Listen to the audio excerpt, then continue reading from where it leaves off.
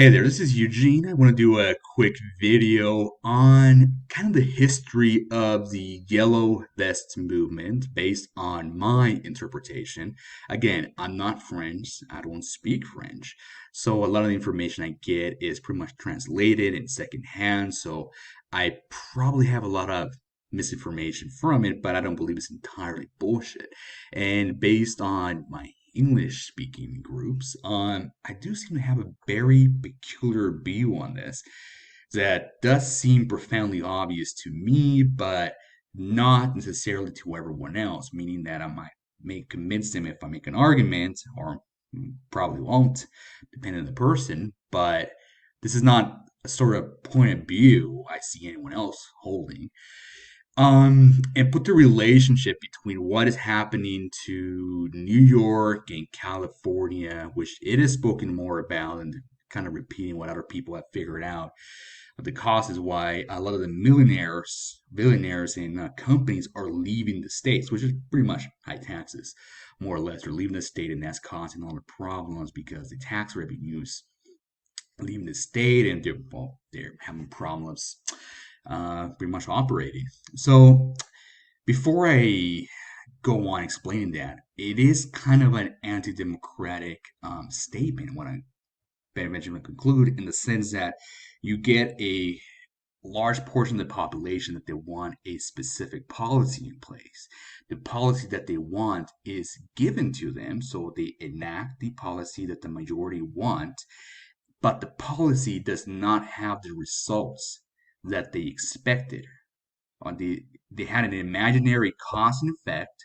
When it was applied, something else happened. And you're not blaming the policy, but generally, I mean, there are probably some people pointing fingers correctly, but the majority that wanted that policy don't get that the policy they want had a different effect. And they're blaming other people for the policy that they want not working the way they want, and they want to double down on that same policy when it doesn't work, doesn't have the same results that they wanted. So I'm going to go explain why exactly specifics in the context of the Yellow Vest movement. So, but when I say I'm anti-democratic, that does not mean I'm a authoritarian, totalitarian, I'm not a technocrat, fascist, communist, etc. I'm what Machiavelli would call a Republican, in the Machiavellian sense. So most people have not read or even heard of the book Discourses on Livy. They have probably heard The Prince. So this is one of the lesser known books from Machiavelli, which I believe is actually probably a little better than the Prince. I like it a lot better. I think it's pretty well written. I mean, even though they're different, they have their benefits. But this is a really interesting book that I believe is underrated. And in the book, pretty much goes on saying that the republics are the best form of government, and he gives a bunch of historical examples and builds his case. More or less, that's what the book is about. The Prince is a guide for a prince to pretty much gain power. The book is very contextual, so most people don't understand the context. Not that Machiavelli was in favor of a tyrant per se. You can see that specifically on his other works. The prince is taken out of context. But what it was happening at the time, too, is that Florence, where Machiavelli was from, one of the northern city-states, was under threat of what he called barbarians, which was pretty much France and Spain and some other possible Italian states that were kind of affecting and taking the authority in of Florence. So he needed some tyrant, quote unquote, to get his act together and maintain Florence as a city state, protected.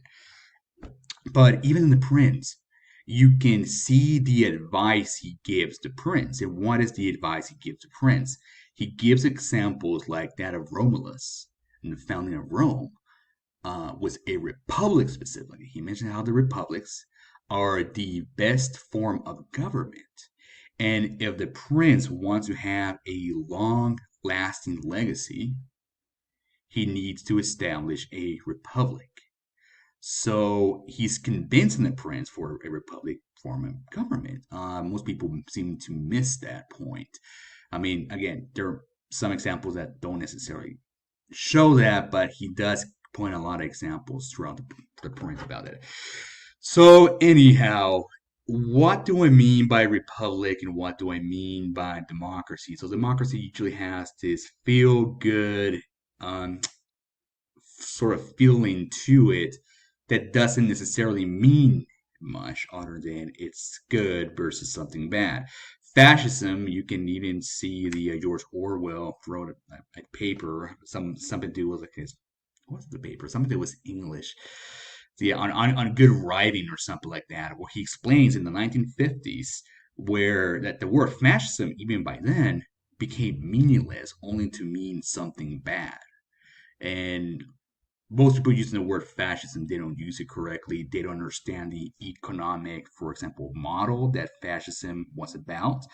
Why, what do I mean by that, for example, is that capitalism was generally a free market venture, right?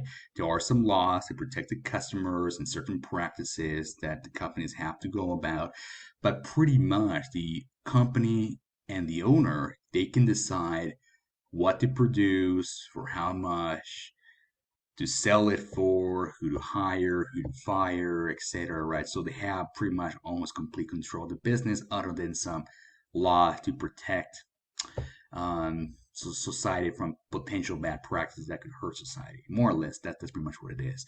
Uh, Communism is where the government is have the means of production, right? So there's also centralized planning. Capitalism was decentralized.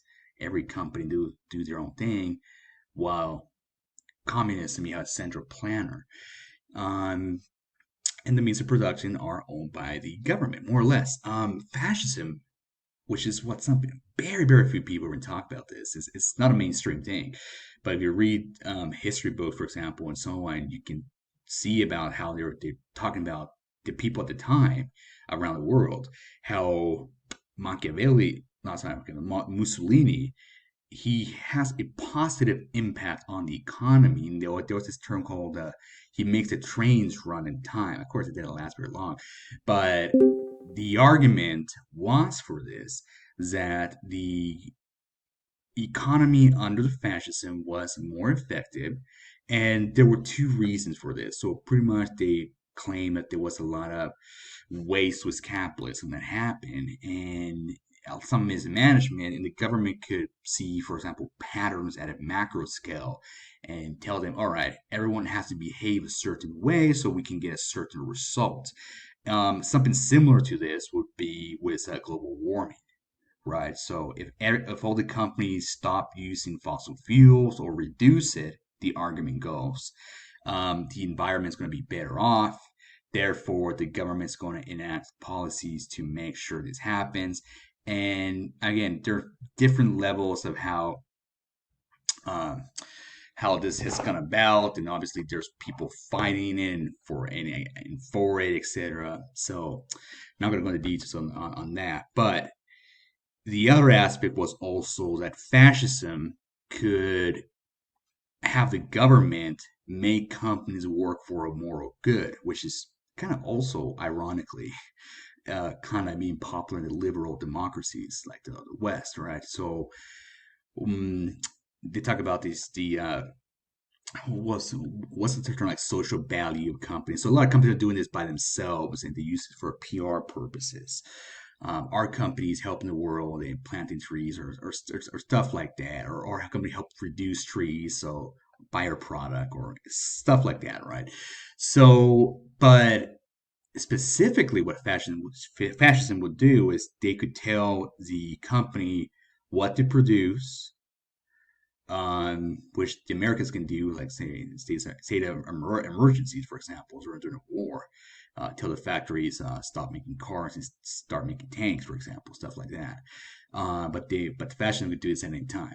So the idea is that they can tell the companies what they can do, what to produce, how much to sell it for, who to hire, who to fire, how much to pay people, etc., which is also kind of the movement going for a lot of liberal democracy. Again, it doesn't have the militarism of fascism, but economically speaking, it's kind of moving to that direction.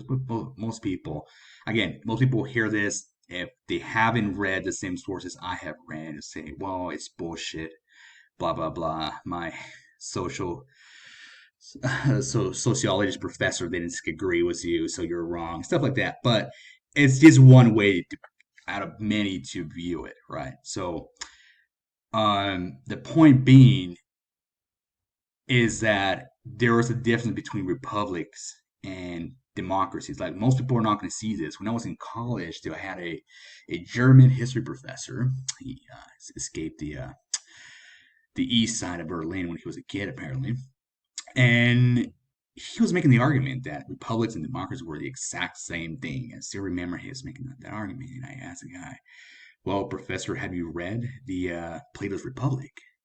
And he said yes. I did love this guy. And he said yes in this sort of odd tone of voice, and I said, well, that is an anti-democratic text promoting a republic. So if you're telling me that democracies and republics are synonyms, there's no difference, then why is there the book is one of the foundations for republics, one of the most popular ones. Why was it an anti-democratic text? Kind of stumped the guy. Like, he didn't agree he was wrong, but he just told me I like the way you think, and that was his way to dismiss the situation and move on. Um, but yeah, if you look at historically, the Greeks, specifically the Athenians, and some other group city-states later on adopted democracy, which pretty much you had a group of usually kind of like free men that were citizens, landowners. And there was different variations, but pretty much a large group of men that were able to vote, not the entire population, but a specific group of men. And a lot of these were kind of influential people, like they had either property or business or also on, kind of like the U.S. when it first started. You required to have land to vote, but also land was made pretty easily available, especially if you were heading west and would give you land. You had the right to vote. If you can maintain it and start working and be productive. So the idea was that, yeah, we're going to give you land for free, but you're going to go out there and start raising cattle, farms, etc., and we're going to start pretty much industrializing or, um, fighting off the wilderness and pretty much is making an industrial country, which is what they did.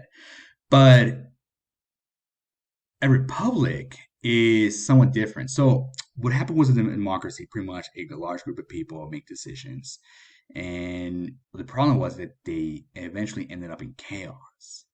And you have mob rules. You have the term demagogue, which pretty much some guy that's rabble rousing the population come about and talk about, whatever the policy want. And there's a lot of stories. For example, tyrants would come in, so pretty much they were rabble rousers or demagogues, not demigods, demagogues, um, that would come around and you start rising population. There's a new change in government. The guy becomes a tyrant, etc. So there's kind of like the whole process. Machiavelli talked about this too, that the democracies are not very lasting because you eventually go into chaos and anarchy, and then a strong man comes and takes over. So, and that was kind of the view of the American founding fathers. If you see a lot of their quotes, they specifically, explicitly say they are against democracy. They're in favor of a republic, and that has a specific meaning.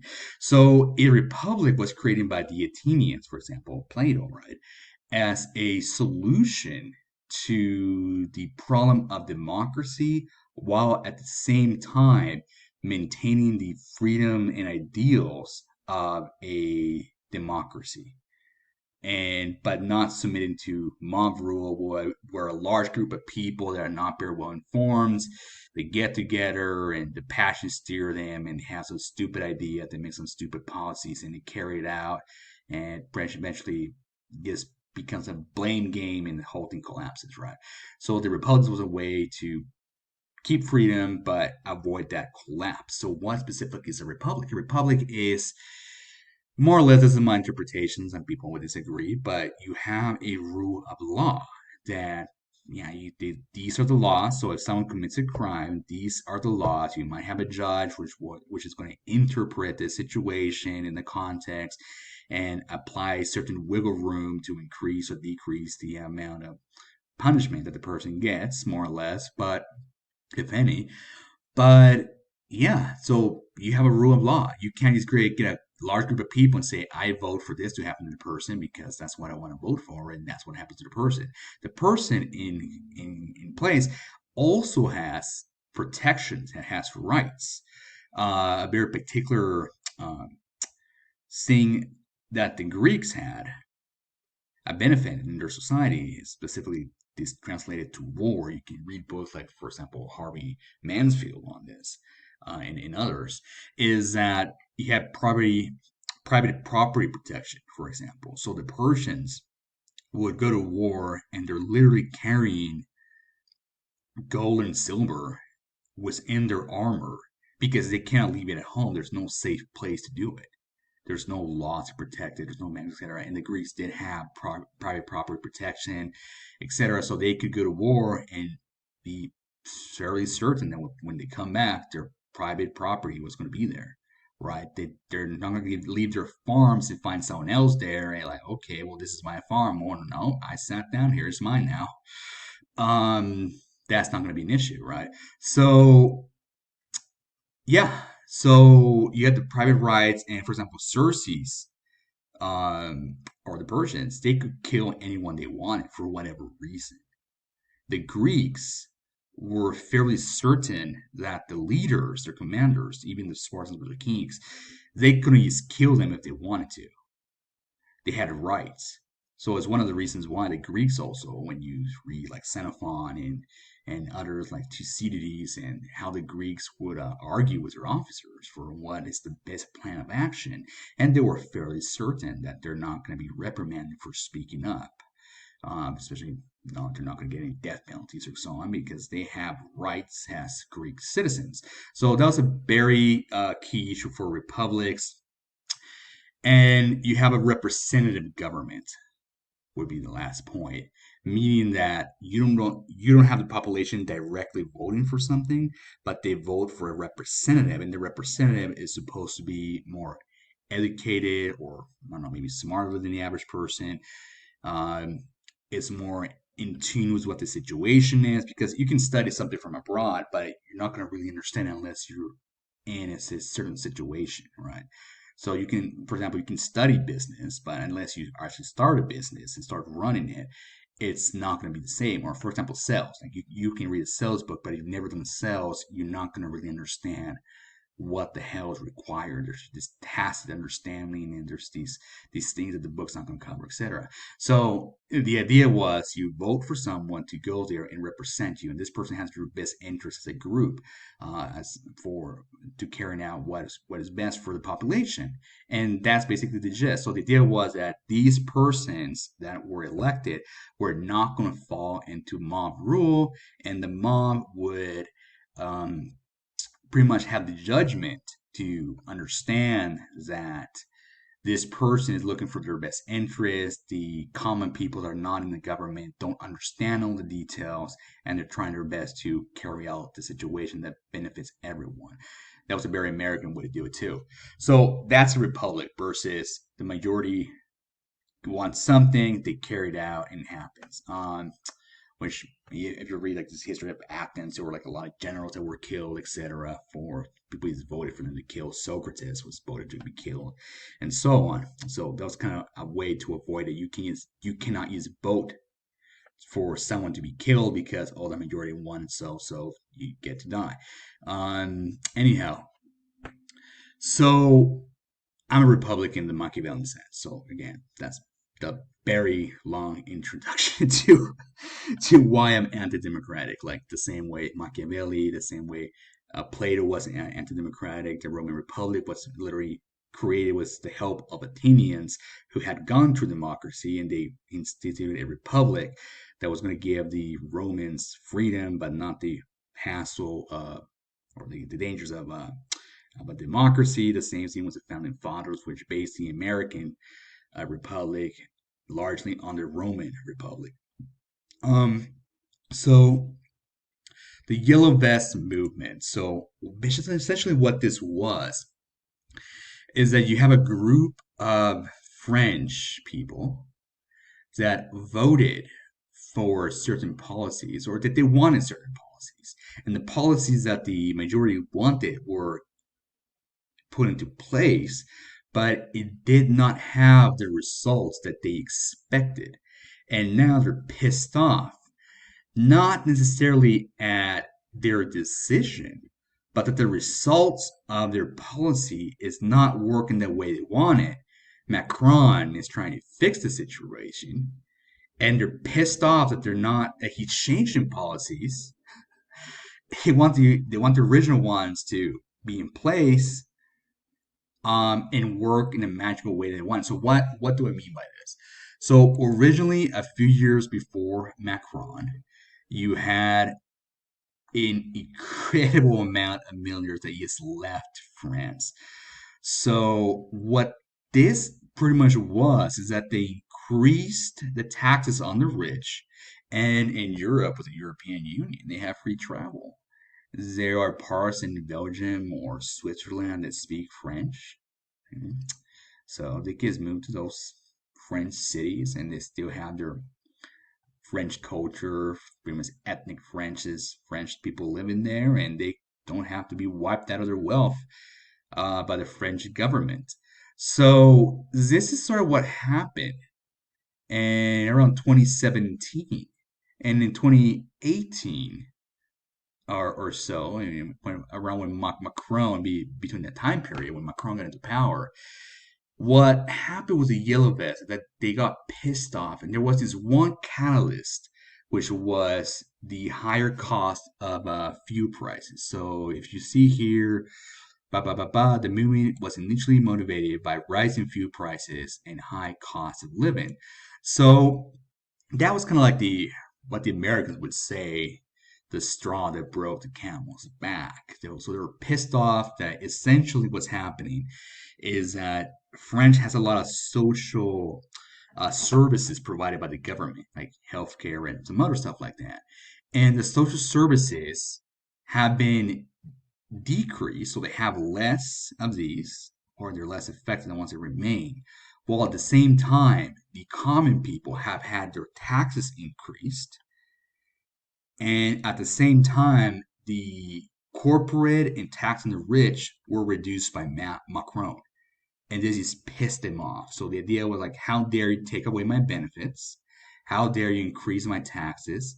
And at the same time, you decrease it for the rich. You are in favor of the rich, you a-hole. So let's okay. So this is really the rest of it. So it says it claims that a disproportionate burden of the government tax reforms were falling on the working and middle class. So pretty much the tax reforms had a lot to do um, with the common people pay more taxes, the wealthy pay less, what they were previously paying for. Again, you got to remember this whole scenario here. They increased the taxes on the rich, they left. So Macron is trying to fix that. So when Macron reduces the taxes on the rich, what is he doing?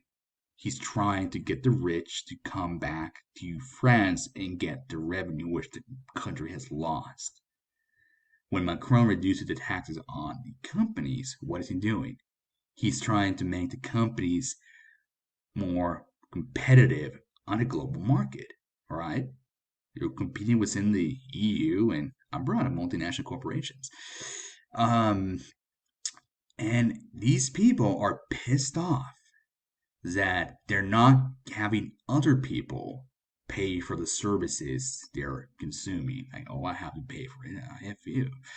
So they want a minimum increased wage, the implementation of citizen initiative referendum. So I believe this has something to do with more of a democratic process where the citizens can um, make decisions directly in a better way. I haven't really read into that. I'm just guessing that that's what it is, among other things. And they make a bunch of demands. I haven't read these. These would be fun to look into.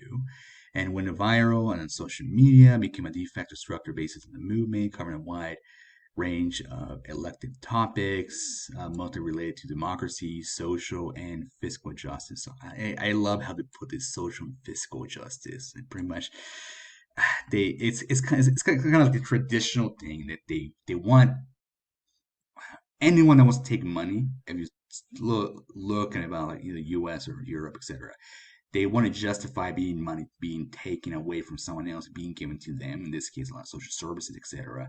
They try to morally justify, oh, it's justice that I get this because you have more than I do. Again, you might argue that in some cases, it wouldn't help certain people, certain situations, but they always frame this in like this moral sense, like justice, like kind of this makes the word meaningless in my opinion. But anyways, yeah, related to democracy, so they want a direct rule. So these guys have certain ideas that they want directly implemented to the government, like this, which is what they wanted. Um, and they have the imaginary results of what's going to happen. Pretty much, if this little bullshit demands and the general idea that tax the rich more, tax the corporations more, increase the minimum wage, and have them pay for my social services, and I'm going to be fine. They don't understand that when you do some policy change like this, like if you increase taxes, that doesn't necessarily mean that society is going to be better off. They have this sort of I remember reading this when I was studying for the Series 7 exam. It might have been something I found in Investopedia. I can't remember what the name was specifically, but it was a fallacy.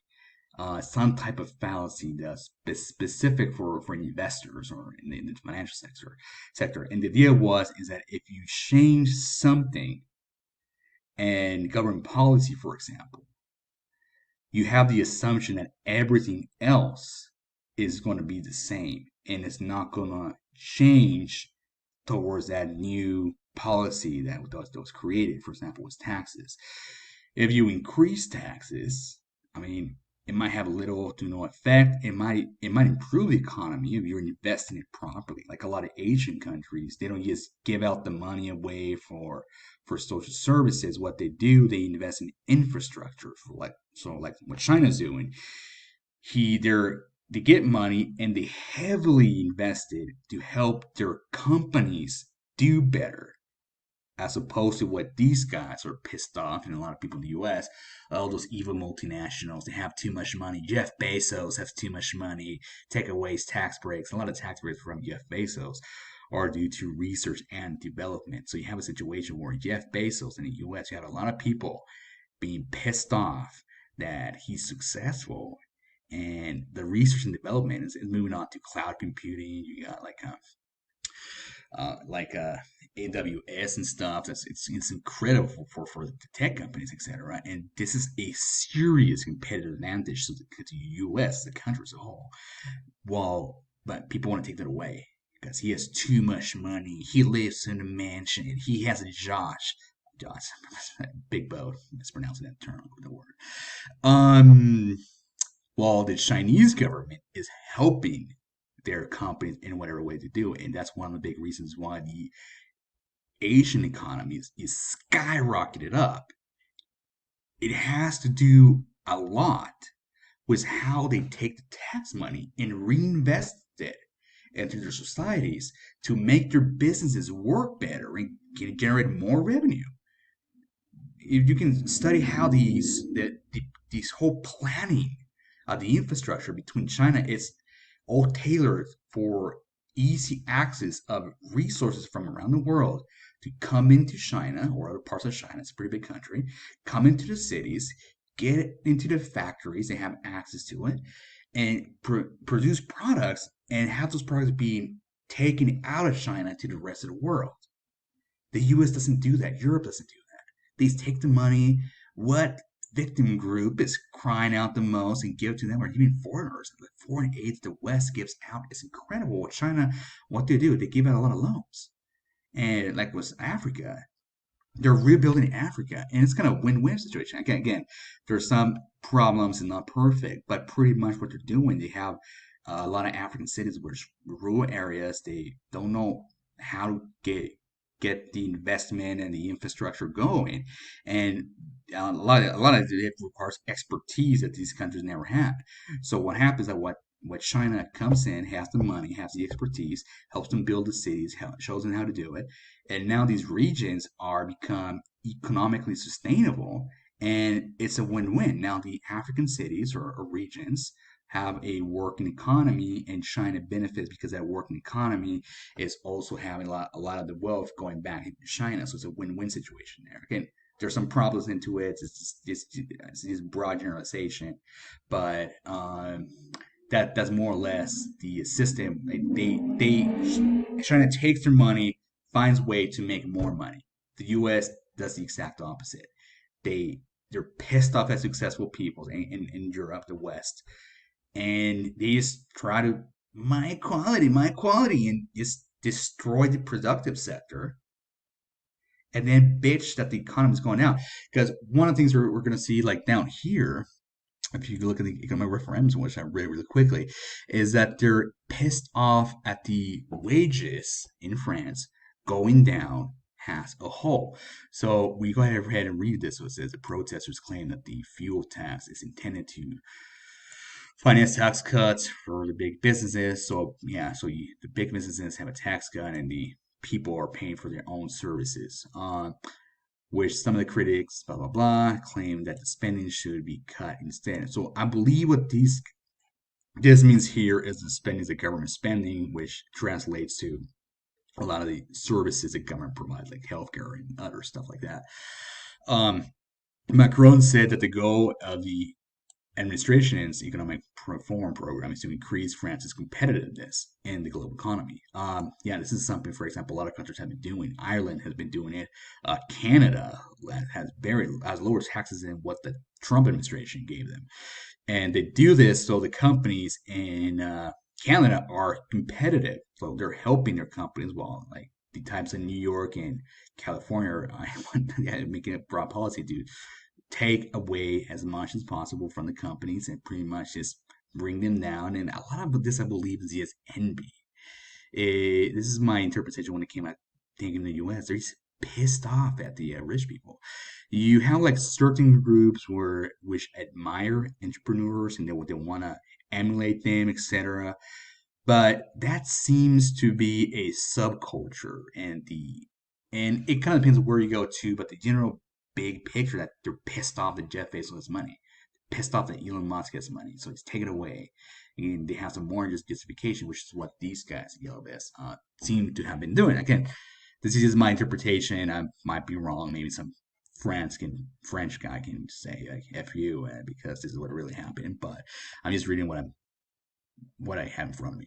So, and say that the fuel tax was intended to discourage fossil fuel use. So, okay, so this was a moral justification. So we want to discourage fossil fuels, but instead they're using the money to fund the government, which I believe was the social programs. And I mean, this is just something that most governments do. For example, if you want to fund something, you increase the tax on smoking or alcohol and say, well, these are immoral activities, so therefore we're going to increase tax in this. And if you argue against this, you are part of the immoral group, or tax the rich. If you're against this, you're a immoral a-hole, helping the rich, etc. So this is a moral justification, which makes sense that this would happen. Many of the yellow jackets are primarily motivated by economic difficulties due to low salaries and high energy prices.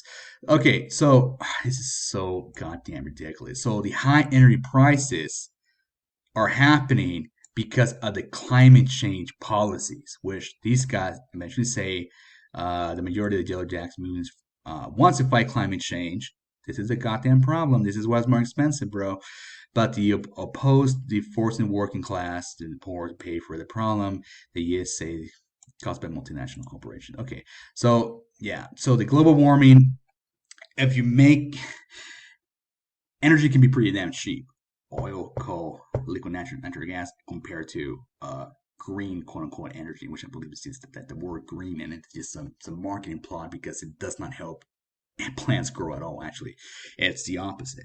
Coal fossil fuels in general, coal, and oil, and liquid natural gas. When you burn that, that's what the plants use for photosynthesis. So that actually helps plants grow. Not removing that. So why would they call it green? Is just a marketing ploy, and most people actually believe it. I remember some years back, I was working on read some articles and so on. And there was this one company, I can't remember what the car company was. I believe it was an American car company, or it might have been European or Canadian, but it was somewhere in the West where the car was able to monitor the way the driver drives and figure out if it's fuel efficient. And and if it was fuel efficient, there was a little plant that would grow or die based on how much carbon dioxide it uses. So if it used less CO2, the plant would grow and vice versa, which doesn't make any goddamn sense. But it's green energy. They just put the green word in there, and the idiots in the whole world, we just buy into it. Oh, it must be green. Why? I don't know. Some expert said so. It's 97% of all scientists say it is green energy, so it must be believable. Um. Anyway, so you go here. Stupid little retarded tangents. As a movement grows, grievances, taxes. So one of the points too is that if the whole of salaries of the country are going down, what does that tell us? Right? Due to lower salaries. If the whole country has lower salaries, this is a systematic problem.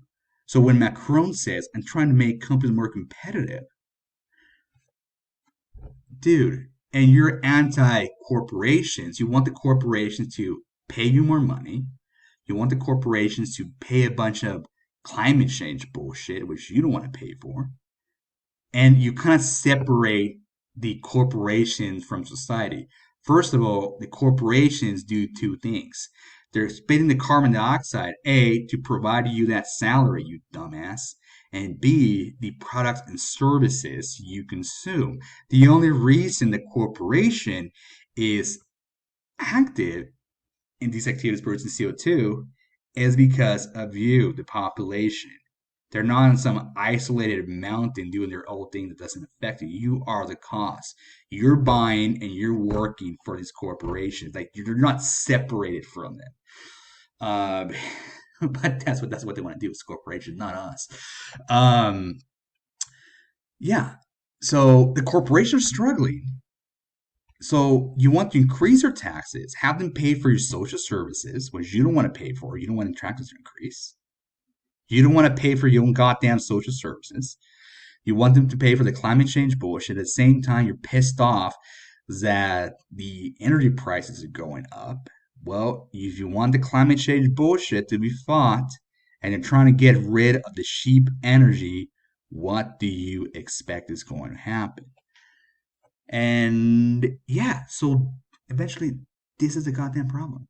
So the French, this is what they wanted. What was the cause and effect? The millionaires, and still some millionaires, but mostly millionaires, 12,000 in that year alone versus 10,000 the year previous. They just fled the country. So the revenue from the rich people was gone. What do you expect is going to happen? You have to pay for the services you want to keep or cut those services. You can't have both. Something has to happen. And how are you going to get the millionaires with their revenue back in the country? You need to cut the taxes that cost them to flee. You cannot increase the taxes and then get all the money at the same time after they left. And the same with corporations. You can't be anti like company, like multinational company, corporation. You can't be anti-corporation and then be pissed off that they don't have a profit enough to pay for your social services, higher salary, and the global warming bullshit, which you don't want to pay for, but you're pissed off that's happening. Um, and this is the problem. Like these people, in my view, at least, they don't get it. There's a cause and effect for the policies they're creating, that is against what they imagine is going to happen or should happen. And what they're doing, they're blaming Macron. And Macron, I don't really like the guy, but I mean, honestly, based on what I'm reading here, the guy's trying to fix the problem. And all they do is start burning the city, Paris, and try to get him out of there. Like, just assume, like, okay, bro, these guys, let's do what you want. Let's increase the taxes on the rich. What's going to happen? They're not going to come back. And if you have no money for the services, what's going to happen? It has to come from somewhere. Okay, have the companies pay for it. Okay, so there are competing against multinational companies from other countries. That's what they're doing. If you screw them over more and more and more, they can compete against the other corporations that don't have these tax burdens. Their profits are going to go down and down and down. If they have small profits, how are they going to pay for a higher salary for you, right? They're not. And again, if it's happening as a systemic thing where the French salary is going down in the free market, it's a systemic problem. You're screwing over your companies. Um, One of the problems too was tech companies is to note here is that the French have a lot of problems with tech companies because they have a lot of laws that require like worker protection laws, and a lot of European countries have this. This is one of the reasons why Europe, even though it has a lot of talent, it doesn't have a lot of like tech companies rising up, like the equivalent of Google, Amazon, Twitter, Facebook, right? You don't, they seem to be coming from the U.S. And one of the arguments I heard for it, which makes a lot of sense, is that tech companies they pivot a lot. So pivot is a tech word that they use where you start a company and you had an original idea of what the company would do, what the market base, what we're going to produce, etc. But it turns out that you found something better while you were building that company. You found a new opportunity. So the pivot is you're going to change what you're doing and tackle that new opportunity you didn't realize when you were starting the company. And in order to do this, a lot of times, they need to basically a lot of times hire people with different expertise. So the original crew you had, some of them are going to have to go and be replaced with people with that expertise. And this is pretty common in the tech business. So in Silicon Valley, you don't work for one place for very long. And the problem with France and a lot of European countries is that you cannot just fire someone for just wanting to fire them. What's going to happen is that they're going to take you to court, and if you don't have a specific reason and saying we didn't need you anymore, it's not good enough, they're going to sue your ass for a lot of money. And this is happening now in California, at least, where I know, for example, if someone is a minority or a woman, which is considered a minority, even though they're the larger portion of the population, if you fire them, they can take you to court and they can accuse the company of discrimination. And they have to have a very solid case that this person was screwing up or doing something they were not supposed to, or really, really slacking their job for them to be fired. And they need to document this and have evidence, because if they don't do this, the people are going to go to court and take them for a lot of money. And this could ruin not only the settlement, you have the financial loss, but it could have a PR disaster, etc. So this is now happening in California specifically. I know places like Utah, they can fire you for whatever reason. There's not nothing you can do about it, which is not necessarily a bad thing. You can fire. You can just quit tomorrow a job, and there's no obligation for you to do it. It's just a voluntary exchange of people's livelihoods.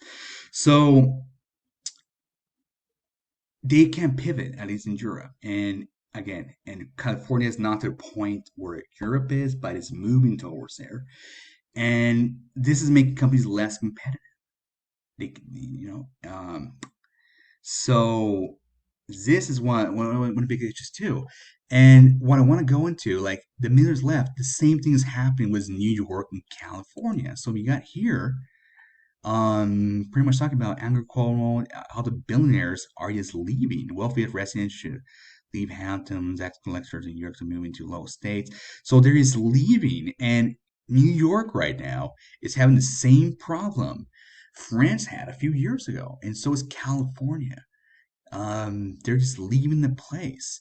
Not only that, California um, is going to try to go after people migrating out of there and tax them for about 10 years.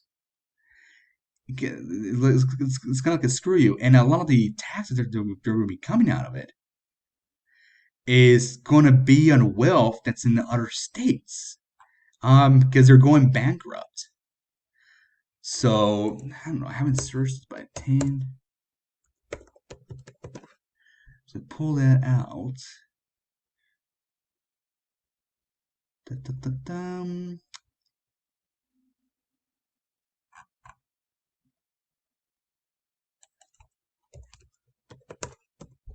Also in Bean. I wonder if that's the issue.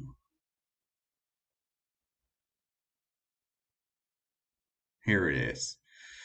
It would impose a tax for 10 years after the former residents set up to another state. So, yeah, I mean, they're running out of money. They're pissed off that their welfare are leaving, so they're imposing this tax on the residents who leave them for high taxes. So, and it's kind of interesting what they would do because now these people would have to pay taxes for two states, I believe, and the taxes they're paying for is wealth in another state. They're not even California wealth. And so yeah, this is really odd. And these are the solutions. So and California and New York are doing the same issue where they have these huge social programs compared to the rest of the country. And they keep on saying the rich will pay for it, the rich will pay for it. The people that are benefiting from these programs, they don't want to pay for it. They were promised it was for free. And they claim, well, it's democracy. We as the majority, we're going to vote and we're going to get your money and have these services paid for our crap. And if you go to at least California, which I'm pretty familiar with, people just hate the wealthy. And when California, for example, Los Angeles, you just see it turn into a horrible place. Like you walk around and it just smells like piss and feces. You walk into a McDonald's and it literally smells like piss. And people are just leaving the place and they're trying to keep their money. And who is to blame? Like, if you ask the people in California, who is to blame? Who do you think to blame? It's not the policies that they wanted. So these people in California and New York, they wanted these policies. They want the taxes to go to the rich. They want to screw the companies. Companies are evil. They have the profits. They took it from us. You should take their money away. How dare Jeff Bezos have so much money? Just take his money away. Um, these people want these policies. So when the consequences happen, it's not their policy. It's the rich. It's the capitalists, right? It's someone else, the politicians, etc., etc. So what they do, they double down on the bullshit policies that are causing the negative consequences in their society. So their societies are literally collapsing. It's happening to France. It's happening in California. It's happening in New York. And it seems to me to be the same goddamn pattern. And it's coming from we are a large group of people. We have a certain ideas of what we want to do. Generally, take money away from the rich, give it to us. Boo hoo hoo. We're poor. They're not. They don't deserve more money. Take away the money from the businesses, etc. Have them pay us more money while we take money away from them to pay social services. And while at the same time, how dare they have a profit? Like you gotta understand, if you want to have the social services that you're talking about, you want to have a high salary, you have to have the business class drive.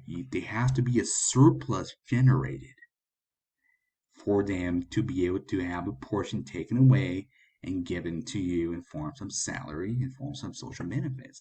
Again, if you see the standard of living of the Asian countries versus the West, and the Asian countries, it's skyrocketed, like I already mentioned. Why? Because they help their businesses make more money, and the money they take from taxes, a lot of them from businesses, is reintroduced on infrastructure and policies, or they finance certain markets that will benefit the whole business sector as a whole. While what's the West doing? Trying to like economic parasites suck as much as possible while calling them bad people because they're rich and they're not. While at the same time, anyways. So this is basically, in my opinion, it's the democratic problem. Um, and how do you fix this? I don't know. Like you have a very large sector of the population that are completely illogical. Now, I have a couple examples here.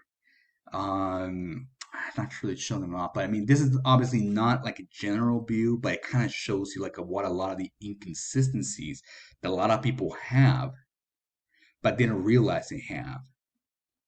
Um, and these two examples I'm going to show you here is just some extreme. Like I said, I'm not saying that the general population have these ideas, but just an extreme example that a significant portion of the population seem to have. Um, and it seems to be growing. And like, what do you do to fix it? I don't know. Like you have this one here, this blog, us to why having more black women being sexually harassed, and I'm not sure if this is a black woman or a black man, shaved head, face is covered. Um, but internets, no one wants to be sexually harassed in the workplace, but everyone would like to think that they're worthy of being sexually harassed. All right. When I was sexually harassed at the White Castle back then, was causing me to walk off the line mid shift. It was one of the most difficult times in my life, but it was nice to know that someone wanted to take advantage of me. This is so goddamn bizarre. And my concern is that not enough black women are being sexually harassed in the media. In the past few weeks, literally hundreds of women have come forward to allege sexual harassment and worse against Harvey Weinstein, blah, blah, blah. And few, if any, of them are having black.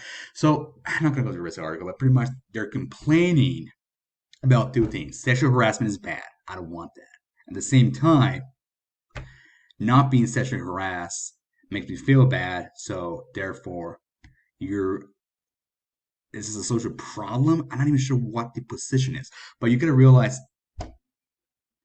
these are the type of people that, like, just imagine this person trying to make government policy or corporate policy on this. Like, what the hell do you want? Do you want sexual harassment or do you not want sexual harassment? If you give them what they want, they still complain about something else. And this is kind of like an extreme view, which is kind of happening like with this cases, right? Friends, like you give them what they want, it doesn't work out the way they want it to, and they're also pissed off. Another case is this one here, which I find so bizarre. Reverse rape is a refusal to sexually engage with women of the wrong body type, and it's just as horrific as rape. I don't believe this is satire because I remember seeing this years ago, 2015, and it was like in articles everywhere on blogs and salaries. Look at that guy's face. So rape is forcing someone to engage sexually with you against their will. There has to be consent between both parties, both adult parties, for it to not be rape. Um, and what you're doing here, yeah, people don't consent, so they're morally flawed. And this this is this is a form of rape. So this person, the woman, will be the rapist because you don't necessarily need to force someone physically to rape them. You can also like shame them or tell them they're morally wrong for not engaging sexually with you. An example with this would be it still happens in a lot of parts of the world, but I mean it no longer happens in Europe. But arranged marriages. So you arrange a marriage. The woman is married against her will. She can't refuse because that's not morally acceptable. She has to obey what their parents want to do. And once she gets married, she cannot refuse the sexual advantages of the husband because her duty as a wife is to engage in that activity, right? That was the logic back then. That is a form of rape to say that you are morally obligated to engage sexually with someone you don't want to. That's in coercion. That is rape. So that's exactly what these people are doing. But look how weird it is. The people that do not consent to having sex with you aren't rapists now. So this kind of, he's gonna get out of there. This is just kind of an example of how bizarre and how illogical a lot of these people are. And when they get in large groups with reasons even less, They want make a lot of these demands that are not going to work in the way they want to. Reality just doesn't work that way. And when it doesn't work the way they want, they get all pissed off and start burning. Someone else is to blame. Society starts collapsing, which is the problem with democracy. Was the ancients were talking about democracy is not going to last very long. The founding fathers of the U.S. said this too. They're not going to last very long. You need to have people elected that are hopefully smart and capable and understand this, and you have to have the people understand that they don't have all the information. They don't understand like the economic policy, like what Macron is doing. You have to lower the taxes for the rich and the businesses so that they can come back if they're a millionaire, and B, the businesses are able to compete in the global market. Right? Look at what happened to Ireland. They lower the taxes, their economy booms. Look at what happened in Canada. They lower the taxes, their economy boomed. This was happening in the U.S. until COVID happened. They lower the taxes, the economy started looking very, very good. Again, COVID hit, looked pretty bad. Look at what happened in the Asian countries. They helped their businesses grow, and their standards of living went from some of the worst in the world, like in China, to one of the best right now. You look at Korea, Japan, and China. Um, so yeah, so I don't know. This just my take of how tragic this is. Like they don't realize that they get what they want, doesn't work the way they want it to, and is their policy causing the problem? And I don't necessarily have a solution to fix it. Like, how are you going to tell the average people that are so infatuated with democracy right now? Because the current modern narrative is that we have a fallacy in our system, the republics. It's not perfect. It's very flawed, and we're progressing towards a better system, which is direct democracy. That's what the general population believes. And the word democracy is pretty much has this good, fluffy feeling, and they kind of promote, yeah, democracies are good, and if you're anti-democratic, you're bad, etc. And but once it starts moving to a more democratic system, this sort of stuff starts happening because you get these idiots, right? They're just incapable of thinking coherently, and these people might be influencing other people, and it just spreads out, and they want some bullshit policy that's not going to work, and if it's implemented, the collapse that happens, they're not getting their more money, they're not getting the more social benefits they wanted to. They're not having companies pay for global warming, all that stuff that's not coming out of their pocket, and they're just pissed off. Um, I don't know what. I don't know if there's an actual solution. It's just the way it's going. This I seems like the West is heading to restore some kind of societal collapse. And by collapse, I'm not saying it's going to be complete chaos. It's going to go down. But if you look at the infrastructure of the West, used to be the best in the world, right? Then the Asian countries stepped along, and some even Arab countries, like you see, like Dubai and stuff, they're doing better than the West. And again, it has a lot to do with the money being invested to infrastructure and helping the businesses.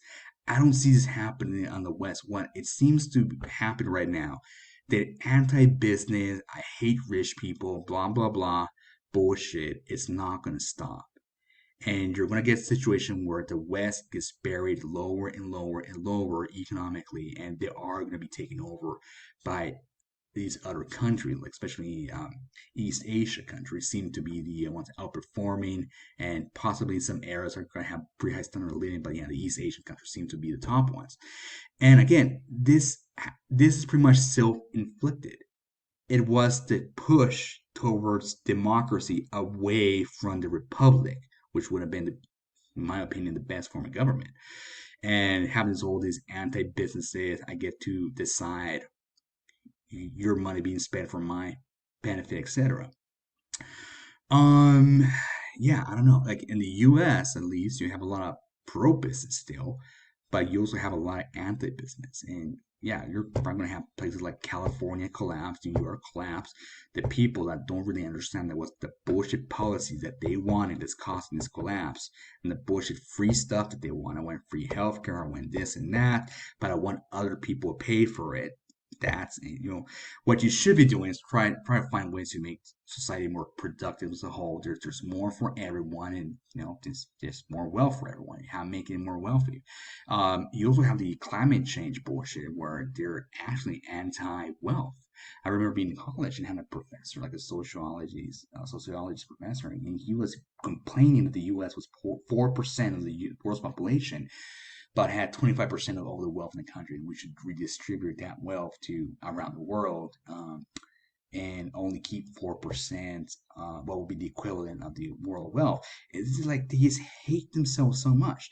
At the same time, they're complaining that they don't have enough money and we should take money away from the rich and give it to them. And if you read about like The Ascent of Money, I believe, Neil Ferguson, and some other like financial history books. I can't remember specifically where I read this, but you have the history of both the Middle East was the Arab, not the Arab per se, but the Muslim world, and then the Hindu. So these are two separate, right? But the Hindus, the Indians, they had this moral claim that if you are too wealthy, you should have your money taken away and redistributed against the population. So what happened in India, they just remained in poverty until recently they started adopting Western ways, because anyone who had a little more capital, they would just have their money taken away. So they didn't invest in any projects. So they pretty much just became a little backwater part of the world, which eventually got taken over by Britain. And the Middle East, the Muslim world, had something similar for a period of time. Like again, this might vary from time to time, but they had something that's just currently right now with the social responsibility claims that companies have, is that there should be all these nonprofit motivations to do business. So you cannot just say I want to do business because it's going to cost money. You also have to put in there how is this going to benefit society as a whole. So the businesses that benefit society, for example, may be like a green energy, quote unquote, in the green, versus fossil fuels. Well, the green energy has more of a moral obligation to be in business, while the fossil fuels has morally flawed. Therefore, we should cherry pick based on morality which business is allowed to operate or not. So there was similar stuff like that in the Middle East and they were in the Muslim countries. Well, if you wanted to start a business, you had to prove how your business was going to benefit society morally as a whole, not just have a profit motive, right? So the Western countries, Europe, and eventually the Americas, they had an amoral approach where you just did business for the sake of making money. You find needs and provide services and products to fulfill those needs, and also a profit motive, and they became immensely rich because of this, because you don't have these regulations preventing investments carried out.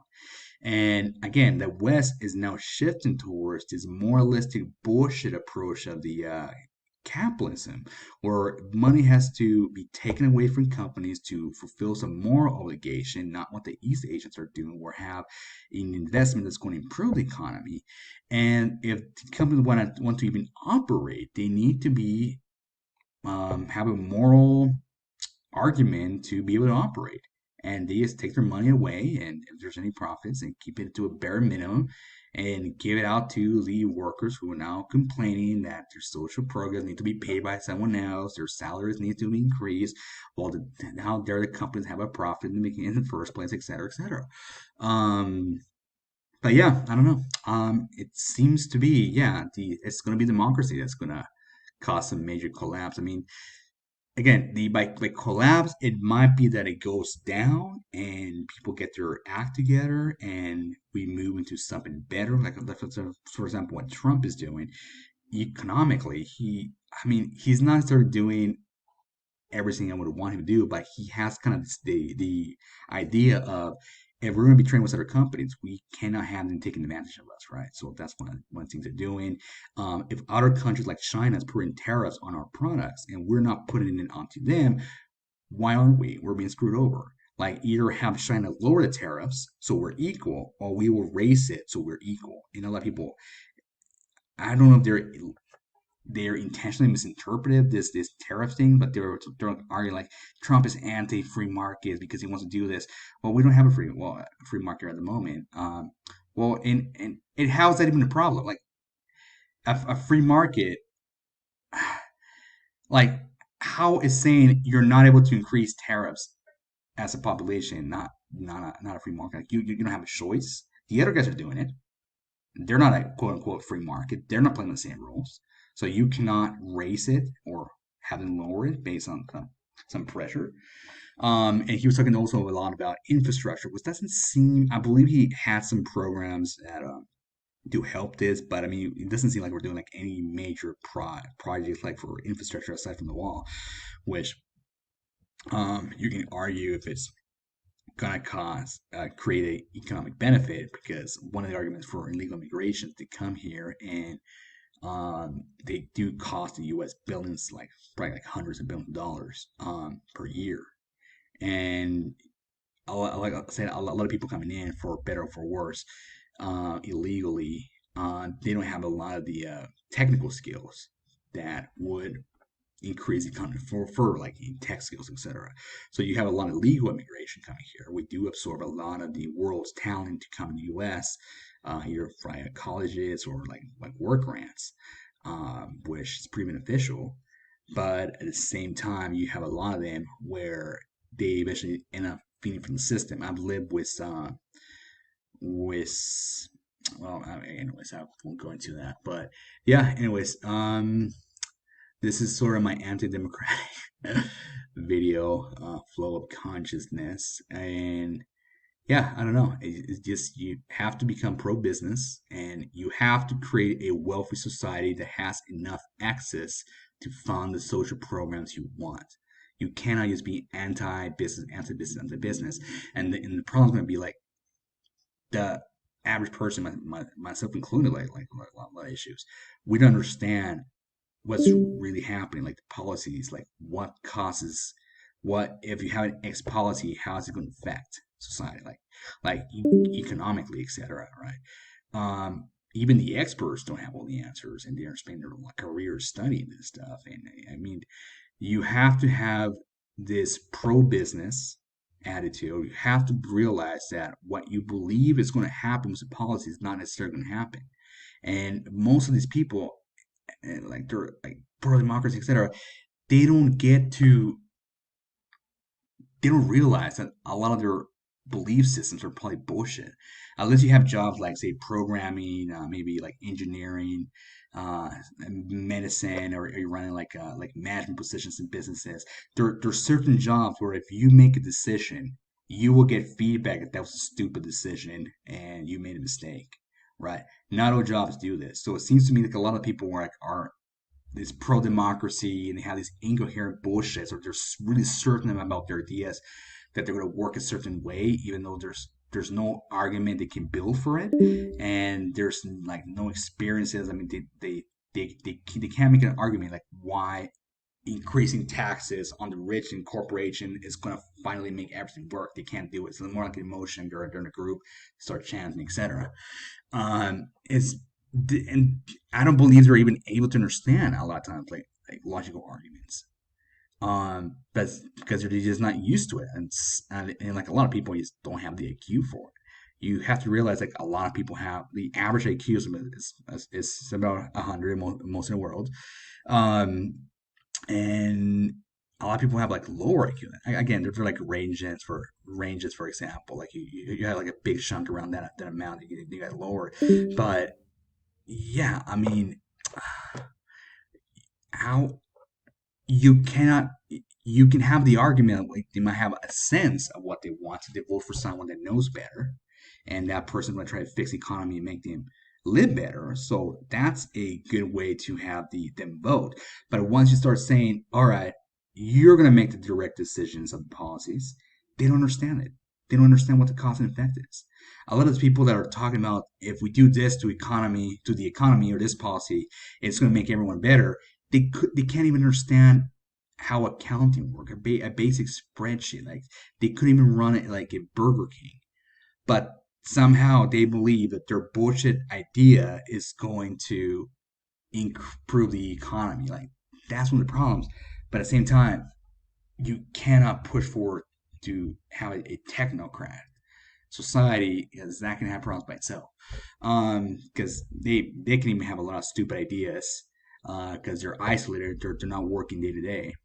So one of the reasons why capitalism is somewhat good is because you have a lot of people that are experts in their niche in their industry, and you have supply chains and they're working together, and everyone in the supply chain is expert in their little niche.